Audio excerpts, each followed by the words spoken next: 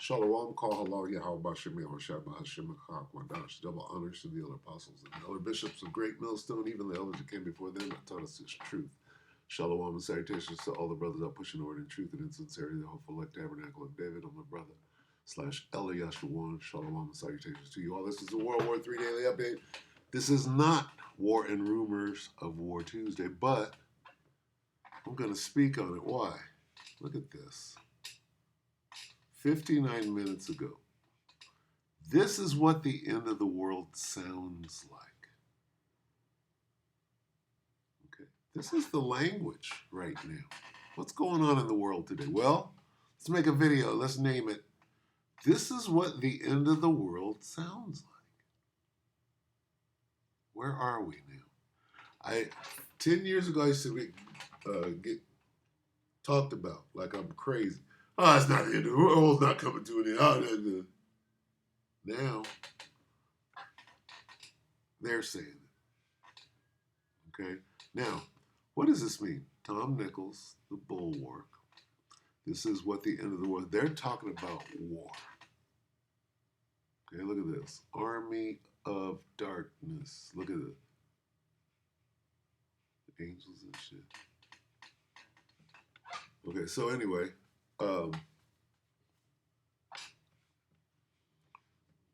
this is talking about war, okay?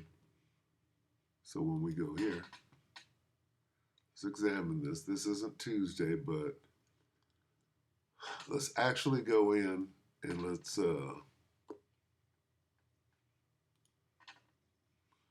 look it up, which we rarely do. Matthew 24:6, and ye shall hear of wars and rumors of wars. What does it mean, rumors of wars? Does it mean that somebody's out saying shit that didn't really happen? Right? That kind of rumor.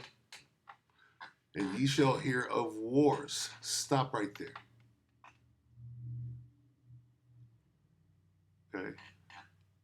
You hear about a whole lot about war. And what else? The fame. This means fame. Okay, noised abroad. News. Turn on the news, what do you get? Okay, so when you go here, right, you get news of battles. Fame. Okay? Rumors. News. Rumors. Reports. Was there a report? News report. A news reporter. Fame. Famous. What's famous? War is famous now. What is a report of war? The fame of it. The news. That's all you hear. All people, all they're doing is talking about what? War. Let's prove it. Reports. Let's go to rumors. Rumors of war, right? War and rumors of war. Fame. Noised abroad. Okay, what is that?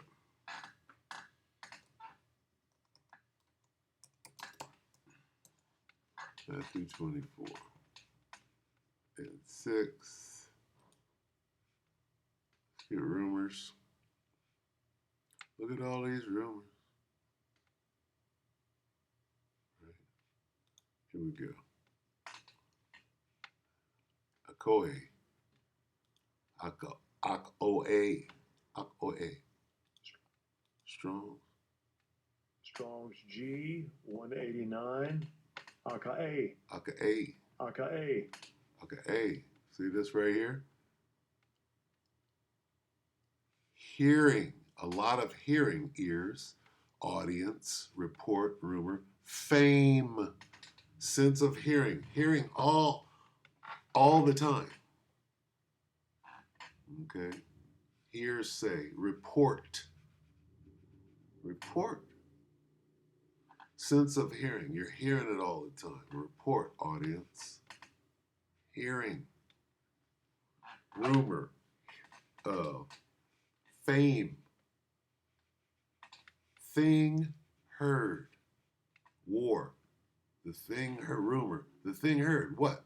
War. War and hearing of war all the time. Hearsay. Report. Fame.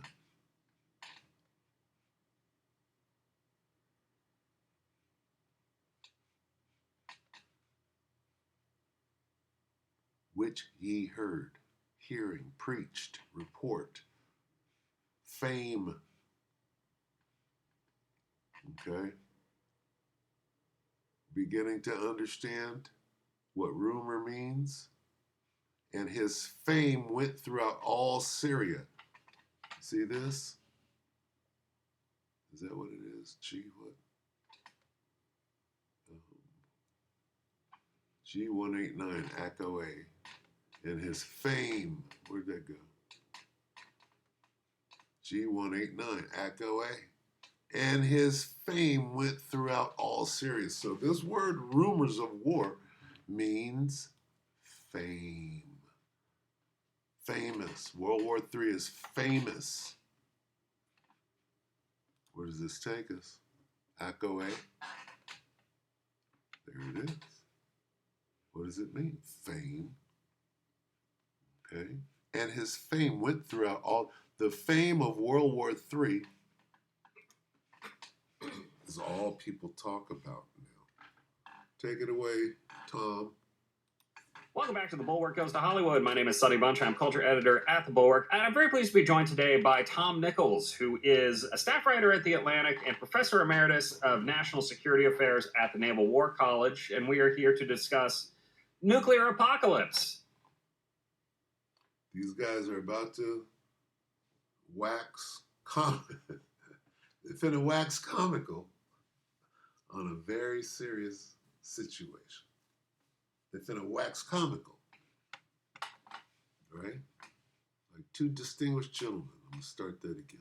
Welcome back to The Bulwark Goes to Hollywood. My name is Sonny Bunch. I'm culture editor at The Bulwark, and I'm very pleased to be joined today by Tom Nichols, who is a staff writer at The Atlantic and professor emeritus of national security affairs at the Naval War College, and we are here to discuss nuclear apocalypse. Kind of, sort of. Tom, thanks for being on the show today. I really appreciate it. Thanks for having me, Sonny. Good to be with you.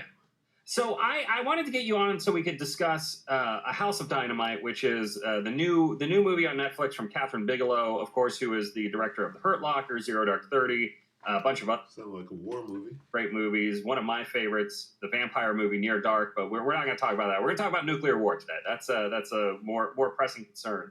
And you've written about this movie. You've written about, I mean, obviously this is your kind of area of expertise, is the nuclear situation in the world. I don't know how else to put it really. How do we describe the state of things on a nuclear level? What's the strategic vantage? What do you call that? Well, there's nuclear energy, and we have a 3 Mile Island. Sometimes they melt down, and sometimes we have problems, and sometimes people try to blow them up in a war. Oh, I'm sorry. Did I go to war? What's he going to talk about? He's going to talk about war. Wish I had just a clever phrase for it, because, in the old days we'd say the Cold War, and we'd sort of go all this, but now we have... What about nuclear energy? What about refining uranium for something other than making bombs? 9 countries with nuclear weapons in various... the way I always think of it, since we're here on a movie program, is like the ending of Reservoir Dogs, with everybody standing around just pointing guns at each other, and the first guy to pull the trigger is going to get everybody killed. The former Secretary of Defense, Bill Perry, had a good line on this. He thinks that global thermonuclear war is maybe a little less likely now, but he thinks that someone using a nuclear weapon somewhere is a lot more likely. Mm-hmm. So that's kind of the weird change in the situation. During the Cold War, we were always about 2 inches from launching 20,000 weapons at each other and just melting the planet down. We still have thousands of weapons pointed at each other. I mean, U.S. and China, and Russia alone have 3,000 weapons pointed at each other, and that's the end of the world too. But now this kind of 2-player game is a 9-player game.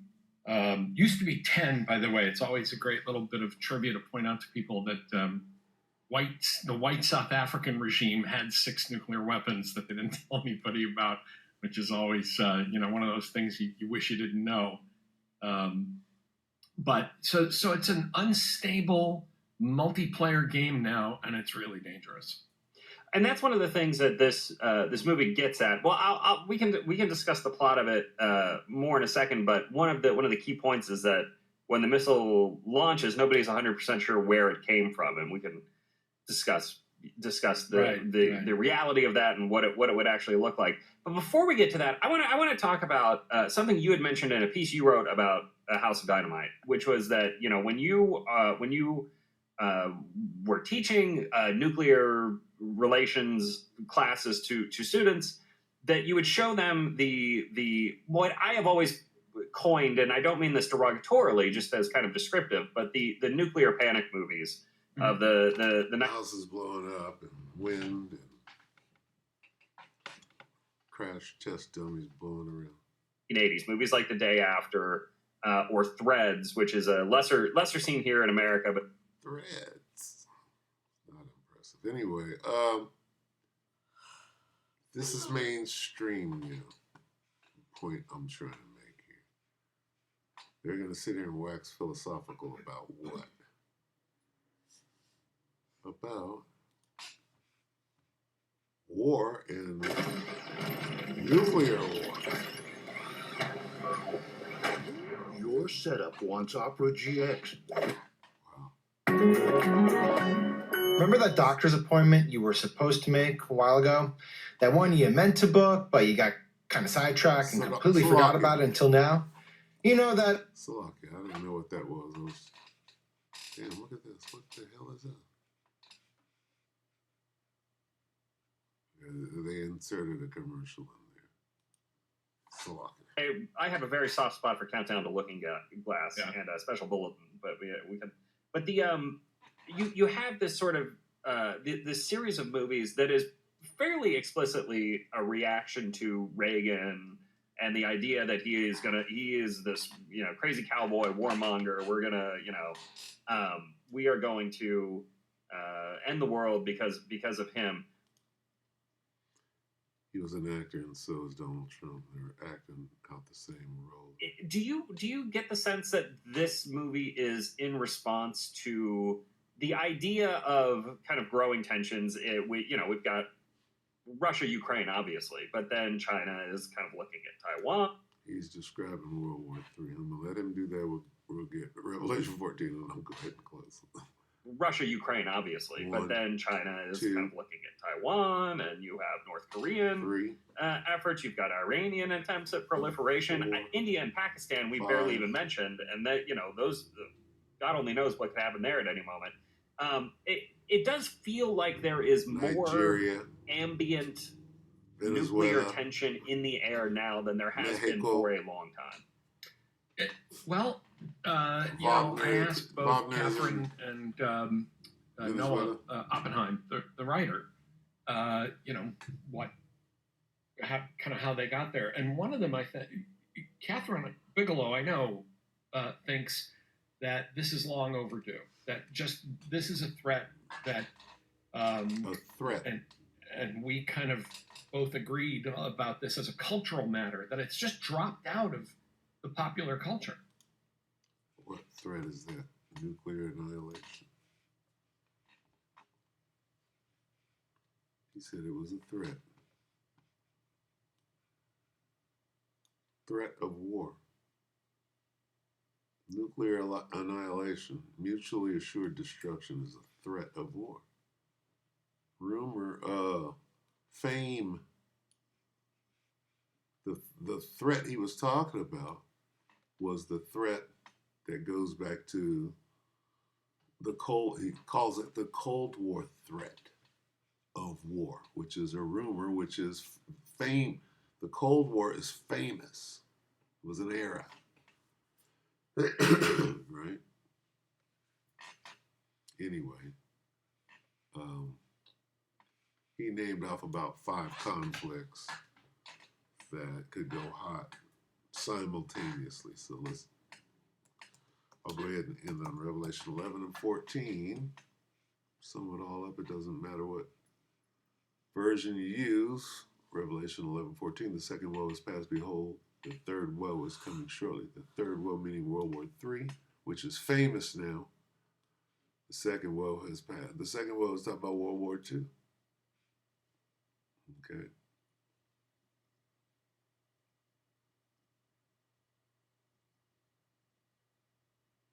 So with that,